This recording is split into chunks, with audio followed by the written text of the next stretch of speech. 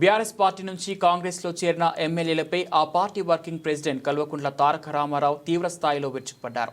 వారికి నిజంగా దమ్ము ధైర్యం ఉంటే తక్షణమే తమ ఎమ్మెల్యే పదవులకు రాజీనామా చేసి ఉప ఎన్నికలను ఎదుర్కొని గెలవాలని ఆయన సవాల్ విసిరారు.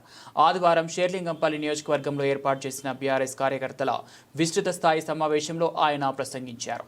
ముఖ్యమంత్రి రేవంత్ రెడ్డి తన 20 నెలల పాలనలో ప్రజలకు ఏం చేశారో చెప్పుకొని ఉప ఎన్నికలకు రావాలని ప్రజాక్షేత్రంలోనే తేల్చుకుందామని కేటీఆర్ స్పష్టం చేశారు. పార్టీ ఫిరాయింపులపై సుప్రీంకోర్టు ఇటీవల ఇచ్చిన తీర్పుతో కాంగ్రెస్లో చేరిన ఎమ్మెల్యేలలో ఓటమి భయం మొదలైందని కేటీఆర్ అన్నారు. అందుకే వారు రాజీనామా చేసేందుకు వెనుకాడుతున్నారని ఎద్దేవా చేశారు.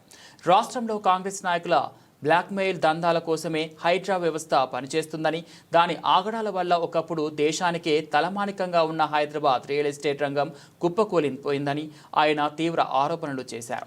గతంలో బీఆర్ఎస్ ప్రభుత్వం 10 ఏళ్లలో చేసిన అప్పు కంటే రేవంత్ రెడ్డి కేవలం 20 నెలల కాలంలోనే ఎక్కువ అప్పులు చేశారని విమర్శించారు. అభివృద్ధి గురించి మాట్లాడే ధైర్యం రేవంత్ రెడ్డికి ఉందా అని కేటీఆర్ నిలదీశారు.